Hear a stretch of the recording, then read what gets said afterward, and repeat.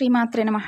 అమ్మతో ప్రయాణానికి స్వాగతం. అందరికీ కూడా అమ్మవారి ఆశీస్సులు ఉండాలని మనస్ఫూర్తిగా ఆ తల్లిని వేడుకుంటూ, ఈరోజు శనివారం పరమ పవిత్రమైనటువంటి ఈ కథను భక్తి శ్రద్ధలతో ఆలకించండి. నవగ్రహాలకు రారాజు, సకల జీవులకు ప్రత్యక్ష దైవం సూర్యభగవానుడు. ఆయన సతీమణి సంధ్యాదేవి. వారికి ఇరువురు సంతానం, యముడు, యమున. వారే యమధర్మరాజు, యమునా నది.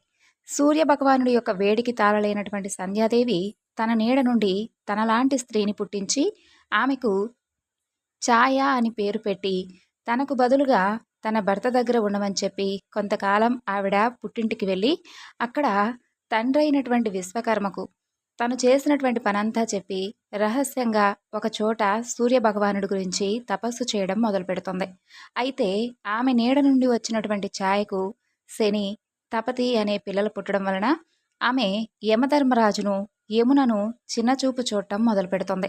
తన ప్రేమానురాగాన్నంతా కూడా కేవలం తన పిల్లలపై మాత్రమే చూపించడం మొదలు పెడుతుంది. ఆటలాడుకునేటటువంటి సమయంలో యముడు, శని మధ్య అభిప్రాయ భేదాలొచ్చి యమధర్మరాజు శనిదేవుని యొక్క కాలును విరిచేస్తాడు. దానికి ఛాయాదేవి చాలా కోపించి యముణ్ణి శపిస్తుంది. ఇక యమునని నదిని కమ్మంటూ శపించగా యముడు కూడా తపతిని నది కమ్మంటూ శపిస్తాడు. ఇక ఆ తరువాత అక్కడకు వచ్చినటువంటి గ్రహరాజు అయినటువంటి సూర్యభగవానుడు ఆ విషయాన్నంతా కూడా దివ్య దృష్టితో తెలుసుకొని వారికి కలిగినటువంటి శాపాలకు చింతించి యమున కృష్ణ సాన్నిధ్యమున పవిత్రత పొందగలుగుతుందని, లోకానికి ఉపకారిగా ఉండమని చెప్పి ఎవరైనా కానీ నీ నదిని స్మరించినా, స్నానం చేసినా వారికి సర్వపాపాలు హరిస్తాయి అని చెబుతాడు. అలాగే యముణ్ణి కూడా శాంతి వాక్యాలతో ఓదారుస్తాడు. యముణ్ణి యమలోకానికి పట్టాభిషేకం చేయిస్తాడు. ఆకాశంలో ఛాయను కాలుతో తన్నబోయినటువంటి యమధర్మరాజును ఆమె ఆగ్రహంతో నీ కాలు మంటల్లో కాలుతుంది అని శపించగా ఆ కాలు మంటల్లో పడకుండా ఆ మంటపైనే ఉంటుందని, రెండో కాలు ఎల్లవేళలా నీటిలో ఉంటుందని చెప్పి ధర్మం తప్పి ప్రవర్తిస్తే ఆ కాలు బగ్గున మండిపోతుందని, నా వరం వలన నీ కాలు నీటిలో ఉంటే రెండో కాలికి ఎలాంటి ప్రమాదం ఉండదని చెప్పి తండ్రి చెబుతాడు. అందుకే యముడికి సమవర్తి అనే పేరుంటుంది. ధర్మాధర్మాలను, నీళ్లు నిప్పును ఒకేలా చూస్తాడు కాబట్టి. ఇక శనిని నవగ్రహాలలో ఒకటిగా చేసి జ్యేష్ఠాదేవికిచ్చి వివాహం జరిపిస్తాడు. అయితే త్రిమూర్తులు శనికి కొన్ని ఆధిపత్యాలు ఇస్తారు. ఆయువుకు అధిపతిగా, జనులపై అతని ప్రభావం ఉండే విధంగా అన్నమాట. ఇక పరమేశ్వరుడైతే శని యముణ్ణి ఒకటిగా చేస్తాడు. అంటే యముడే శని, శనే యముళ్లా చేస్తాడనమాట. ఇక గ్రహాలకు రాజైనటువంటి సూర్యభగవానుడి పుత్రుడు శని భగవానుడు. ఆయన అనుగ్రహం మనం పొందాలి కాబట్టి ఈరోజు తప్పకుండా స్వామివారి గురించి ఈ యొక్క వృత్తాంతాన్ని విన్నాం. ఇక స్వామివారి జన్మ వృత్తాంతం అంతా కూడా వింటూ ఉన్నటువంటి విక్రమాదిత్య మహారాజు ఆయన్ను పరిహాసాలాడుతాడు. ఆ పరిహాసాన్ని విన్నటువంటి శని భగవానుడు కోపగ్రస్తుడై విక్రమాదిత్యుణ్ణి శపిస్తాడు. శనిని కించపరిచే విధంగా మాట్లాడి అవమానించినందుకు ఫలితంగా విక్రమాదిత్యుడు అనేక కష్టాలను అనుభవిస్తాడు. అతని రాజ్యాన్ని పోగొట్టుకుంటాడు. చెయ్యనటువంటి దొంగతనపు నిందను పడుతుంది. అలాగే పొరుగు రాజులు కొంతమంది అతని కాళ్ళు చేతులు నరికేస్తారు. చివరికి విసిగి వేసారిపోయి బాధలన్నీ కూడా ఏమాత్రం భరించేటటువంటి ఓపిక లేక నిర్వీర్యుడై భ్రష్టుడై చేసేది లేక తనను కనికరింపమంటూ శని భగవానుణ్ణి అత్యంత శ్రద్ధతో, ఆర్తితో, భక్తితో ప్రార్థిస్తాడు. ఇక విక్రమాదిత్యుని యొక్క భక్తికి సంతృప్తి చెందినటువంటి శనీశ్వరుడు తిరిగి అతని యొక్క పూర్వ వైభవం ప్రాప్తించేలా చేస్తాడు. శని మహత్యంలో దేవతల గురువైనటువంటి బృహస్పతి, పరమేశ్వరుడు, అనేక దేవతల ఋషుల మీద కూడా శని ప్రభావం, వారి యొక్క అనుభవాలు కూడా చాలానే ఉన్నాయి. కష్ట సమయాల్లో కూడా పట్టుదలను కోల్పోకుండా ఉండి నమ్మినటువంటి సిద్ధాంతాల పట్ల పూర్తి భక్తి శ్రద్ధతో జీవితాన్ని సాగించడం యొక్క విలువలను, ప్రాముఖ్యతను తెలియజేస్తుంది ఈ యొక్క శనిదేవుని యొక్క వృత్తాంతం. ఇక ఒకనాడు పార్వతీదేవి నలుగుపిండి బొమ్మకు ప్రాణం పోసినప్పుడు వినాయకుడు జన్మిస్తాడు. అప్పుడు సకల దేవతలు, నవగ్రహాలు ఆ యొక్క బాల వినాయకుడిని చూడటానికి వస్తారు. ఆ యొక్క ముగ్ధమోహన బాలుణ్ణి అక్కడకు విచ్చేసినటువంటి దేవతలందరూ కూడా, అలాగే మునులు, ఋషులు కళ్ళారా చూసి స్వామికి దీవెనలు అందించి పార్వతీదేవికి ఆనందాన్ని కలిగిస్తారు.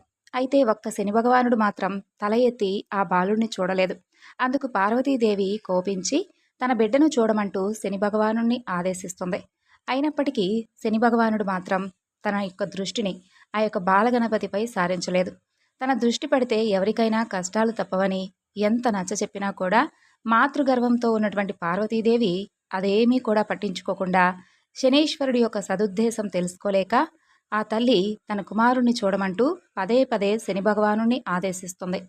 ఇక శని భగవానుడు తల ఎత్తి చూసినటువంటి కారణంగా బాలగణపతి మానవ రూపంలో ఉండేటటువంటి తలను కోల్పోయాడని పురాణాలు కూడా తెలియజేస్తున్నాయి. శనివారం శని భగవానుడికి ఎంత ప్రీతికరమైనటువంటి రోజో కలియుగ దైవం శ్రీ వెంకటేశ్వర స్వామివారికి కూడా అంతే ప్రీతికరమైనటువంటి రోజు. మరి ఈ రోజున స్వామివారి గురించి కూడా కొన్ని కథలను తెలుసుకొని స్వామి అనుగ్రహాన్ని పొందుదాం. శ్రీనివాసుని దర్శించుకునేందుకు తిరుమలలో ఉన్నటువంటి మాడా వీధుల్లోకి ప్రవేశించే ప్రతి భక్తులకు ప్రధాన గోపురానికి కుడివైపు ఒక మఠం కనిపిస్తుంది.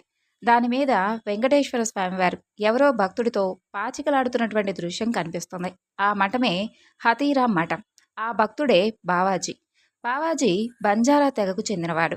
కొన్ని వందల ఏళ్ల క్రితం తీర్థయాత్రలు చేస్తూ ఆయన ఉత్తరాది నుండి తిరుమలకు చేరుకుంటాడు. అయితే వెంకటేశ్వర స్వామివారి యొక్క దివ్యమంగళ విగ్రహాన్ని చూసినటువంటి ఆయన మనసు అక్కడే లగ్నమైపోతుంది. తోటి యాత్రికులందరూ కూడా వెళ్ళిపోయినా ఆయన మాత్రం ఎప్పుడూ కూడా స్వామివారిని దర్శించుకోవాలని చెప్పి తహతహలాడుతూ ఉండేవాడు. ఆ విధంగా ఆయనతో పాటు వచ్చినటువంటి తోటి యాత్రికులందరూ వెళ్ళిపోయినా ఆయన మాత్రం తిరుమలలోనే ఉండి ప్రతినిత్యము కూడా వెంకటేశ్వర స్వామివారిని దర్శించుకుంటూ ఉండేవాడు. అలా స్వామిని ఎంతసేపు చూస్తున్నా కూడా ఆ మానుషమూర్తిని ఎంతసేపు తనివి తీరా చూసుకున్నా బావాజీకి తనివి తీరేది కాదు. ఆలయంలో గంటల తరబడి బావాజీ నిలబడి ఉండడం అర్చకులకు కాస్త కంటగింపుగా మారింది. అతనెవరో తెలియదు. అసలు అతని భాష ఏమిటో అర్థం కూడా కావడం లేదు. అలాంటి వ్యక్తి ప్రతిరోజు కూడా ఇలా గంటల తరబడి గుడిలో ఉండడం కాస్త అనుమానాస్పదంగా భావించినటువంటి అర్చకులు ఆయనను బయటకు గెంటేశారు. ఇక మీదట ఆలయంలోకి రాకూడదంటూ ఆయన్ను కట్టడి చేశారు. ఇక శ్రీనివాసుని యొక్క దర్శన భాగ్యం కరువైనటువంటి బావాజీ చిన్న పిల్లవాడిలా విలపించాడు. సాక్షాత్తు ఆ భగవంతుడే తనను బయటకు గెంటివేసినంతగా బాధపడ్డాడు. ఆ విధంగా రాత్రింపగళ్ళు కన్నీరు మున్నీరుగా ఏడుస్తూ ఉన్నటువంటి బావాజీని ఓదార్చేందుకై ఆ శ్రీనివాసుడే దిగిరాక తప్పలేదు. నిన్ను నా సన్నిధికి రానివ్వకపోతే ఏమి, నేనే రోజు నీతో సమయం గడిపేందుకు వస్తానులే అని చెప్పి బావాజీకి అభయమిస్తాడు వెంకటేశ్వర స్వామి. అలా ప్రతినిత్యము కూడా రాత్రిపూట పవలింపు సేవ ముగిసిన తరువాత ఆలయం ఎదురుగా ఉన్నటువంటి బావాజీ మఠానికి చేరుకునేవాడు స్వామి. అలా పొద్దు పొడిచే వరకు వారిద్దరూ కబుర్లతో కాలం గడిపేవారు. ఇక కొన్నిసార్లు అయితే కాలక్షేపం కోసం పాచికలు కూడా ఆడుతూ ఉండేవారు. అలా ఒకనాడు బావాజీతో స్వామివారు పాచికలాడుతూ కాలాన్ని కూడా గమనించుకోలేదు. సాక్షాత్తు ఆ కాలస్వరూపుడే సమయాన్ని మర్చిపోయాడు. సుప్రభాత వేళ సమీపిస్తుంది. జగన్నాథుడికి మేల్కొలుపు పాడేందుకై అర్చకులు ఆలయాన్ని సమీపిస్తారు. ఇక ఆ చప్పులను విన్నటువంటి వెంకటేశ్వరుడు దిక్కున లేచి ఆలయం లోపలికి వెళ్ళిపోతాడు. ఆ హడావిడిలో ఆయన కంఠాభరణం ఒకటి బావాజీ మఠంలోనే ఉండిపోతుంది. ఆ ఉదయం మూల విరాట్ను అలంకరిస్తున్నటువంటి అర్చకులు ఆయన ఒంటి మీద అతి విలువైనటువంటి కంఠాభరణం మాయమవడం గమనిస్తారు. అదే సమయంలో తన మఠంలో ఉండిపోయినటువంటి కంఠాభరణాన్ని తిరిగి ఇచ్చేందుకై బావాజీ ఆలయం లోపలకు ప్రవేశిస్తాడు. బావాజీ చేతిలో ఉన్నటువంటి ఆభరణాన్ని చూడగానే అర్చకులు మరింతగా కోపోద్రిక్తులై మరేమీ కూడా క్షణం కూడా ఆలోచించలేదు. ఆ ఆభరణాన్ని లాక్కొని ఆయన్ను పలు రకాలుగా దూషిస్తూ స్థానిక నవాబు దగ్గరకు తీసుకువెళ్తారు. సాక్షాత్తు ఆ దేవుడే తనతో పాచికలాడేవాడంటే ఎవరైనా నమ్ముతారా? నవాబు కూడా నమ్మలేదు. బావాజీని కారాగారంలో పడేస్తాడు. నిజంగానే ఆ శ్రీనివాసుడు ప్రతి రాత్రి నీకోసం వచ్చే మాట నిజమే అయితే నీకొక పరీక్షను పెడుతున్నా. ఈ కారాగారం నిండా బండెడు చెరుకు గడలు వేస్తాం. ఉదయం సూర్యుడు పొడిచే వేళకు అవన్నీ కూడా పొడిపొడిగా మారిపోవాలి అని హోంకరిస్తాడు నవాబు. ఆ అర్ధరాత్రి బావాజీని బంధించినటువంటి గది నుండి ఏనుగు గీంకారాలు వినిపిస్తాయి. అసలు అవేమిటో అర్థం కాక లోపలికి తొంగి చూసినటువంటి సైనికుల ఆశ్చర్యానికి అంతు లేకుండా పోతుంది. ఆ గదిలో నామాలు ధరించినటువంటి ఒక ఏనుగు బండెడు చెరుకు గడలను సునాయాసనంగా పిప్పి చేస్తూ ఉంటుంది. మూసినటువంటి తలుపులు మూసినట్లే ఉంటాయి. ఎక్కడి కావలి వాళ్ళు అక్కడే ఉంటారు. అయినప్పటికీ ఒక పెద్ద ఏనుగు లోపలికి చక్కగా ప్రవేశించింది. అసలు ఆ కార్యక్రమం జరుగుతున్నంత వరకు బావాజీ ఏం చేస్తున్నాడో తెలుసా? రామనామ స్మరణ చేస్తూ ఉంటాడు. అప్పటి నుండి ఆయనకు హతీరాం బావాజీ అనే పేరు స్థిరపడిపోయింది.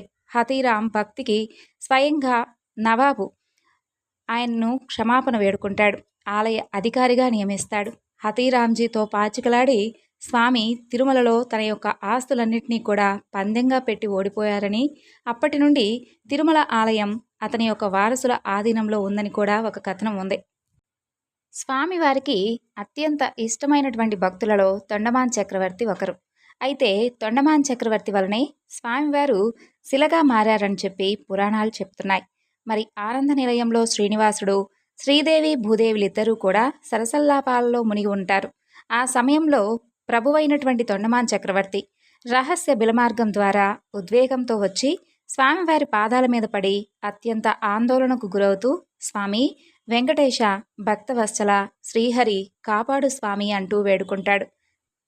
తొండమాన్ అలా శరణు కోరగానే శ్రీవారు, తొండమాన్, ముందు నా పాదాలను వదులు, అసలేం జరిగిందో చెప్పు, నీకే భయం లేదు, ఎందుకింత ఆందోళనగా ఉన్నావు, ఒక్కసారి నీ శరీరం చూసుకున్నావా ఎంతగా ఉనికిపోతుందో, ముచ్చెమటలతో నీ దేహమంతా కూడా తడిసిపోయింది, ఎంత మాత్రం ఆవేదనకు గురి కావద్దంటూ స్వామి ధైర్యం చెబుతాడు. ఆ తరువాత తొండమాన్ పాదాల మీద నుంచి లేచి స్వామివారికి ఇలా చెప్పుకొస్తాడు. స్వామి, నేను ఒక ఘోరమైనటువంటి పాపాన్ని చేశాను. ఆ మహాపాపాన్ని నేను తెలిసి చేశాను, తెలియక చేశాను, నాకే అంతుపట్టడం లేదు. దానిని తలుచుకుంటేనే ఒళ్ళు కూడా జలధరిస్తుంది స్వామి. శరణాగత వత్సలుడు అయినటువంటి నీవు నాకు అభయప్రదానం చేయడం వలన పూర్తిగా ధైర్యం కలుగుతుంది. నేను చేసినటువంటి ఆ ఘోరమైనటువంటి పాపాన్ని వివరిస్తున్నాను, వినండి స్వామి అంటూ ఈ విధంగా చెప్పసాగాడు. స్వామి, 2 ఏళ్లకు పూర్వం ఒకనాడు కూర్ముడు అనే ఒక బ్రాహ్మణుడు తన యొక్క తండ్రి అస్థికలను పవిత్ర గంగా నదిలో నిమజ్జనం చేయాలని చెప్పి కాశీ క్షేత్రానికి వెళుతూ తన భార్యా పిల్లలతో కలిసి నా దగ్గరకు వచ్చాడు. గర్భవతి అయినటువంటి తన భార్యను 5 ఏళ్ల కుమారుణ్ణి నాకు అప్పజెబుతూ, నేను మరలా తిరిగి వచ్చేంత వరకు నా భార్యా పిల్లలను కంటికి రెప్పలా కాపాడాలని కోరాడు అని చెప్పాడు తొండమాన్. ఆ తరువాత బ్రాహ్మణుడి కుటుంబాన్ని నేను ఒక పెద్ద రాజభవనంలో ఉంచి వారికి సకల సౌకర్యాలను కలగజేశాను. అంతేకాదు, వారికి ఇతరుల వలన ఎలాంటి హాని కలగకుండా ఉండేందుకై భవనానికి తాళం వేసి మరీ కాపలా ఏర్పాటు చేశాను. కానీ విధి బలీయం. కొంతకాలానికి రాజకార్యాల్లో మునిగి ఉన్నటువంటి నాకు వారి సంగతే పూర్తిగా మర్చిపోయాను. అలా 2 సంవత్సరాలు గడిచిన తరువాత కూర్ముడు తన కాశీ యాత్రను ముగించుకొని నా దగ్గరకు వచ్చాడు. నా భార్యా పిల్లలు ఎలా ఉన్నారు, నా భార్య ఏ బిడ్డకు జన్మనిచ్చింది అని అడిగాడు. నాకు ఏం చెప్పాలో అర్థం కాక వెంటనే తాళం వేసినటువంటి ఆ భవనం వద్దకు వెళ్ళాను. గది తాళాలు తీయగానే నాకు అస్థికలు కనిపించాయి స్వామి.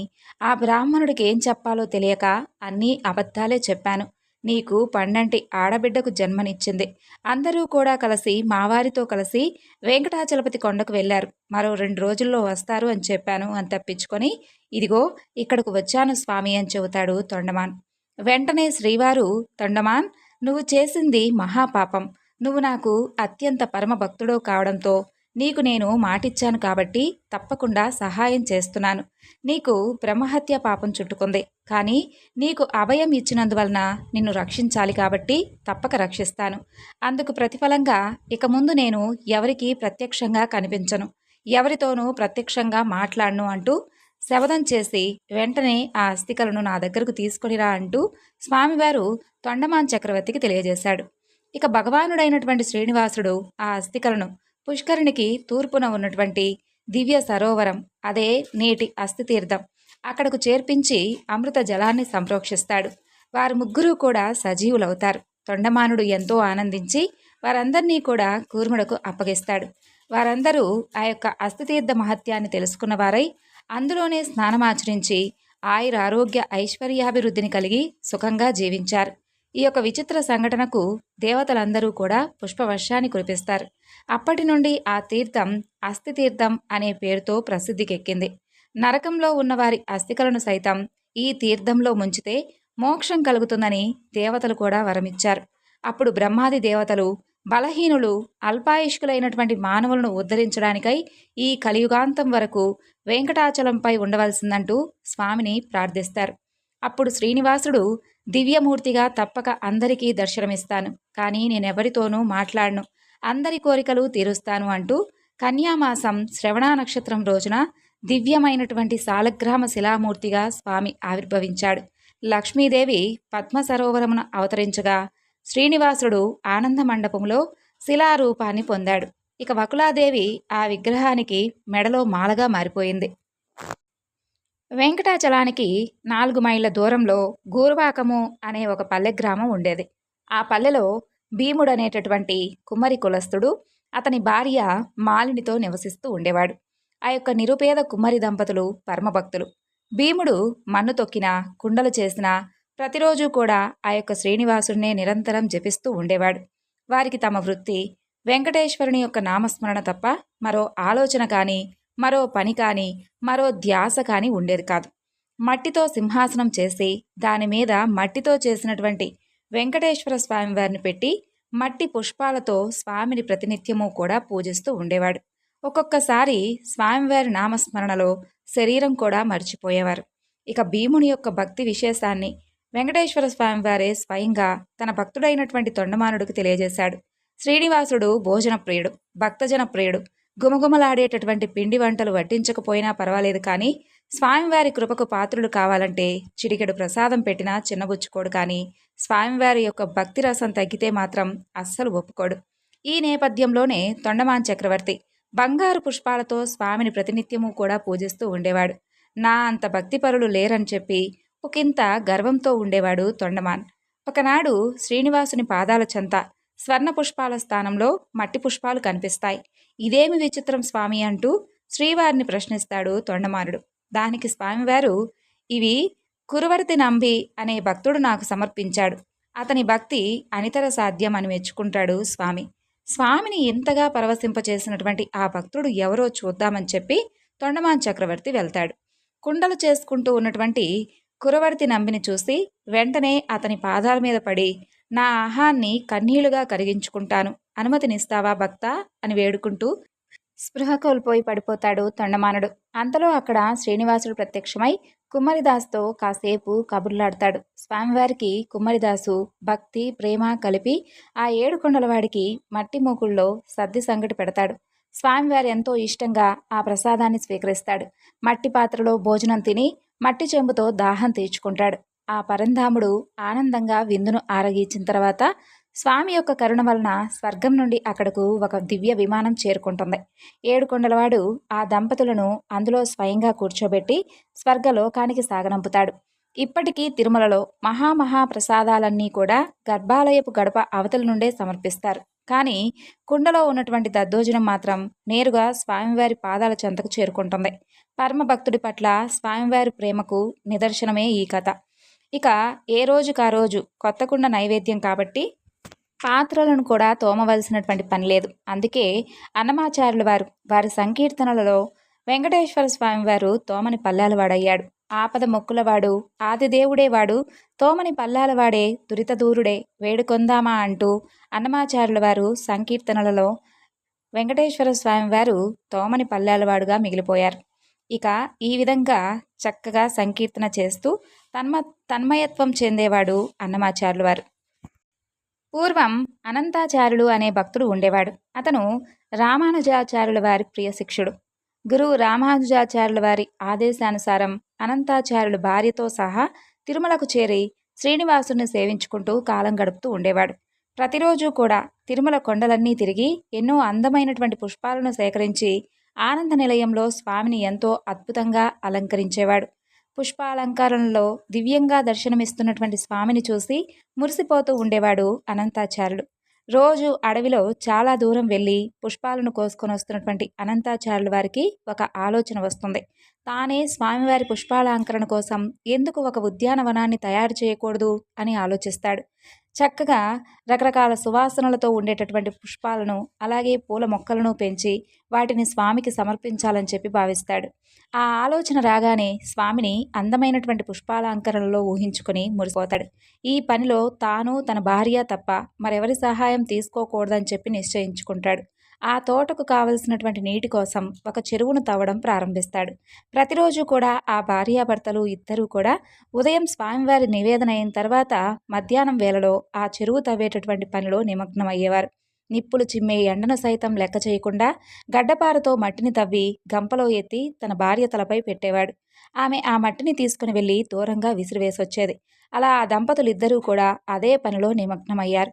భార్య నిండు చూలాలు కావడం చేత గంపను నెత్తిమీద పెట్టుకుని వెళ్ళి దూరంగా పారవేసి తిరిగి రావడం, మరలా వెళ్లడం చాలా కష్టంగా ఉండేది. కానీ అనంతాచార్యుల వారు మాత్రం వేరే ఎవరి సహాయం తీసుకోకూడదు అనే దృఢ సంకల్పంతో ఉండడం వలన భార్యకు పాపం ఆ శ్రమ తప్పలేదు. అయితే ఆశ్రిత జనవత్సలుడైనటువంటి ఆ శ్రీనివాసుడు అదంతా కూడా గమనిస్తూ ఉంటాడు. ఆ దంపతులకు ఎలాగైనా కూడా సహాయం చేయాలని చెప్పి భావిస్తాడు. ఆ విధంగా ఆ మరునాడు ఆచార్యుల వారి వద్దకు ఒక చిన్న బాలుడి రూపంలో వచ్చి, తాత, ఈ మండుటెండలో మీరు ఎంత కష్టపడుతున్నారు, నన్ను కూడా సహాయం చేయనివ్వండి అని అడుగుతాడు. కానీ అనంతాచార్యుల వారు మాత్రం అందుకేమాత్రం ఒప్పుకోడు. బాలుని రూపంలో ఉన్నటువంటి శ్రీనివాసుడు మాత్రం పట్టు విడవకుండా ప్రతిరోజు ఆ దంపతులు మట్టి తవ్వేటటువంటి సమయంలో వచ్చి నుంచుండేవాడు. ఆచార్యుల వారు ఆ బాలుడిని ఏమాత్రం దగ్గరకు రానిచ్చేవాడు కాదు. ఇక ఆచార్యుల వారిది అసలు పట్టిందే పట్టు. నిండు చూలాలైనటువంటి భార్య మట్టి గంపలను ఎత్తుకొని ఆయాసపడుతూ అంత దూరంలో పారవేయడం, మరలా తిరిగి గంపనెత్తుకోవడం ఇవేమీ కూడా గమనించే స్థితిలో కూడా లేడతను. అతని ధ్యాసంతా కూడా ఎంత త్వరగా ఈ చెరువు పూర్తవుతుందా, ఎంత త్వరగా పూల మొక్కలు వస్తాయా, ఎంత త్వరగా పుష్పాలు వస్తాయా, త్వరగా ఆ పూలతో స్వామిని అలంకరించాలనేటటువంటి తపనే తప్ప తన శ్రమ గాని, తన భార్య శ్రమ గాని ఏమాత్రం అర్థం కావడం లేదు. భక్తవత్సలుడైనటువంటి శ్రీనివాసునికి ఆ దంపతులను చూస్తుంటే ముచ్చట కలిగింది. వారి భక్తి పట్ల ఎంతో సంతోషం వేస్తుంది. వారి శ్రమను చూసి బాధపడతాడు. ఇక లాభం లేదనుకొని నెమ్మదిగా వెళ్ళి ఆ మహా ఇల్లాలి వద్ద నుంచుని గంపను తీసుకుంటాడు. ఆమెను కాసేపు పక్కన ఉండమని చెప్పి తాను మట్టి గంపలను ఎత్తు పారవేసే పనిలో పడతాడు. గడ్డపారతో మట్టిని తవ్వే పనిలో ఉన్నటువంటి అనంతాచార్యుల వారు అదేమీ గమనించుకోడు. తల పైకెత్తి కూడా చూడ్డు. అలా జరుగుతూ ఉండగా కాసేపటికి ఆచార్యుల వారికి అనుమానం వస్తుంది. తన భార్య రోజు కంటే ఈరోజు ఇంత త్వరగా ఎలా రాగలుగుతుంది, ఇంత వేగంగా గంపను ఎలా ఖాళీ చేసి వస్తుంది అనే అనుమానం కలుగుతుంది. ఆ అనుమానం రాగానే ఆచార్యుల వారు ఒక్కసారిగా తల పైకెత్తి చూస్తాడు. వెంటనే జరుగుతుందంతా కూడా అర్థమవుతుంది. ఇంతవరకు ఈ బాలుడా ఈ గంప మోస్తుందని చెప్పనుకొని వెంటనే ఎంతో కోపోద్రిక్తుడై ఎంత వద్దని చెబుతున్నా వినకుండా భార్య నుండి గంపను తీసుకున్నందుకు ఆ బాలుడిపై విపరీతమైనటువంటి కోపాన్ని తెచ్చుకొని ఒక్కసారిగా గడ్డపారను పైకెత్తి ఎందుకిలా చేశావంటూ కోపంగా అడుగుతాడు. అప్పుడు ఆ బాలుడు చిరునవ్వుతో ఒక్కసారిగా పరుగులంఘించుకుంటాడు. సమాధానం కూడా చెప్పకుండా అలా ఆ బాలుడు వెళ్ళిపోవడం ఆచార్యుల వారికి మరింతగా కోపం తెప్పిస్తుంది. ఆవేశంతో ఊగిపోతూ ఆచార్యుల వారు గడ్డపారుతో ఆ బాలుడిని వెంబడిస్తాడు. కనపడినట్లే కనపడి ఇట్టే మాయమవుతుంటాడు ఆ బాలుడు. ఇక ఆచార్యుల వారికి కోపం మరింత ఎక్కువై గడ్డపారను ఆ బాలుడి పైకి విసిరేస్తాడు. ఆ విసురుకి గడ్డపార బాలుడి గడ్డానికి తగిలి రక్తం కారుతూ ఉంటుంది. మరలా మాయమైపోతాడు ఆ బాలుడు. ఆ బాలుడికి దెబ్బ తగలడంతో కొంచెం శంకించినటువంటి ఆచార్యుల వారు మరలా కనిపించకుండా పోతాడా అనుకొని వెనుతిరిగి వెళ్ళిపోతాడు. అయితే ఆ రోజు సాయంకాలం ఆలయంలోకి ప్రవేశించినటువంటి అనంతాచార్యుల వారికి ఆలయంలో అర్చకులు ఏదో చర్చించుకోవడం కనిపిస్తుంది. అందరి ముఖాలలో ఆందోళన నిండి ఉండడం గమనిస్తాడు. అందుకు కారణమేమిటని ఒక అర్చకుల వారిని అడగ్గా ఆనంద నిలయంలోకి తీసుకుని వెళ్ళి స్వామివారి విగ్రహాన్ని చూపిస్తాడు. అంతే, అక్కడ దృశ్యం చూసినటువంటి ఆచార్యుల వారి యొక్క మాట పడిపోతుంది. అయ్యో, శ్రీనివాసుని దివ్యమంగళ విగ్రహం చుబుకంపై ఈ గాయమేమిటి, దారగా కారుతున్నటువంటి ఈ రక్తం ఏమిటి? ఆ దృశ్యం చూసినటువంటి అనంతాచార్యుల వారికి జరిగిందంతా కూడా అర్థమవుతుంది. స్వామి, ఎంత అపరాధం చేపించావయ్యా నా చేత, వచ్చింది నీవే అని తెలియక ఎంత అపరాధం చేశానయ్యా తండ్రి, ఆపద్బాంధవ నన్ను క్షమించు తండ్రి అంటూ స్వామివారిని అర్థిస్తాడు. జరిగిందంతా తెలుసుకొని అక్కడ ఉన్నటువంటి ఆచార్య పురుషులందరూ కూడా ఆశ్చర్యపోతారు. అంతలో శ్రీనివాసుడు ఒక ఆచార్యుడి ద్వారా ఈ విధంగా పలికిస్తాడు. ఓయి అనంతాచార్య, ఇదంతా కూడా నేను ఆడినటువంటి నాటకమేనయ్యా. నీ యొక్క భక్తి తత్పరతను ఈ లోకానికి చాటాలనే ఈ విధంగా చేశాను. నేను చేసినటువంటి లీలా విశేషమే ఇది. నా చుబుకంపై ఈ గాయానికి గుర్తుగా మాయైనటువంటి మచ్చ ఏర్పడబోతుంది. ఆ చుక్కపై ఈ రోజు నుండి పచ్చకర్పూరపు చుక్కను అలంకరించుకొని భక్తులందరినీ కూడా ఆనందింపచేస్తూ ఉంటాను అని చెబుతాడు స్వామి. ఇక అనంతాచార్యుల వారి యొక్క జీవితం ధన్యమైంది. లక్ష్మీనారాయణులకు ఆ పూలతోట ఎంతో ప్రాణప్రదమైంది. ఎంతో అద్భుతమైనటువంటి పూల మొక్కలతో, తీగలతో, రకరకాలైనటువంటి దివ్య పుష్పాలతో ప్రకృతి సౌందర్యం మొత్తానికి అద్దం పట్టేలా ఉండేటటువంటి ఆ తోటలో విహరించడం మహాలక్ష్మీదేవికైతే అత్యంత ప్రీతికరం. ఆ విధంగా ప్రతిరోజు రాత్రి వేళల్లో ఆ జగన్మాత తన స్వామి తోడు రాగా ఆ వనంలో విహరిస్తూ ఆటపాటలాడుతూ మైమరిచిపోతూ ఉండేది. అనంతాచార్యుల వారు ఎంతో ప్రేమతో ఎన్నో అందమైనటువంటి పుష్పమొక్కలను ఎక్కడెక్కడి నుండో తీసుకుని వచ్చి పెంచుతూ ఉండేవాడు. ఈ విధంగా స్వామివారి సేవలో తరించిపోయాడు అనంతాచార్యుల వారు. ఇక ఈరోజు స్వామివారి గురించి చెప్పుకున్నటువంటి కథలన్నీ మీ అందరికీ నచ్చాయి కదండి. మరొక చక్కని వివరణతో మరలా కలుసుకుందాం. అంతవరకు నమస్కారం. సర్వం శ్రీ లలితార్పణమస్తు. స్వస్తి.